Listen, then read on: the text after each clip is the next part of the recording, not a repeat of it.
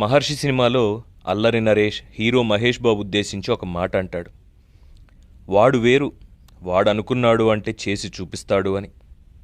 నిజంగా నాయుడి ఆలోచన, ప్రయత్నం, అనుభవం, ఆయన చేసి చూపిన పనితనం అన్నీ చూసుకుంటే నాయుడు ప్రవేశపెట్టిన విజన్ 2047 డాక్యుమెంటరీని చూస్తే అది నిజంగా నిజమనిపించింది.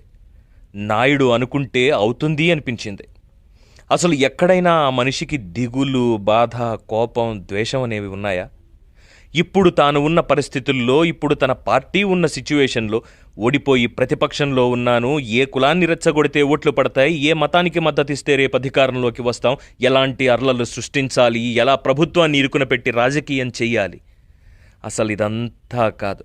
అసలు ప్రజలని ఎలా ఏమార్చాలి అని కాకుండా ఎనర్జీ సెక్యూర్ ఇండియా అంటూ, వాటర్ సెక్యూర్ ఇండియా అంటూ, డెమోగ్రఫిక్ మేనేజ్మెంట్ అంటూ, ప్రపంచ పౌరులుగా భారతీయులు ఎదగాలి అంటూ, భావి నాయకత్వం అంటూ నీ ఆలోచన విన్నప్పుడు, నీ ప్రసంగం చూసినప్పుడు ఒళ్ళు ఒక్కసారిగా పులకరించింది. ఒక్కసారిగా గతం 2020 విజన్ గుర్తొచ్చింది. నువ్వు మమ్మల్ని నడిపించగలవు అన్న భరోసా యాదికొచ్చింది.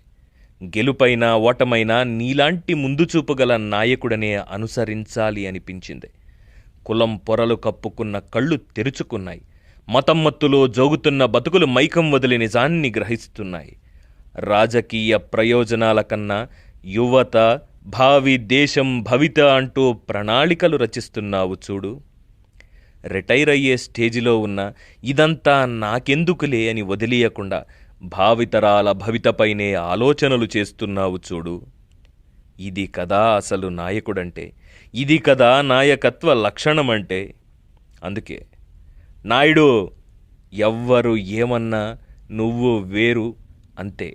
నువ్వు వేరు, నువ్వు అనుకుంటే చేస్తావు. నవ యువ భావి భారతాన్ని రచిస్తున్న నువ్వు నిజంగానే వేరు నాయుడు, వేరు.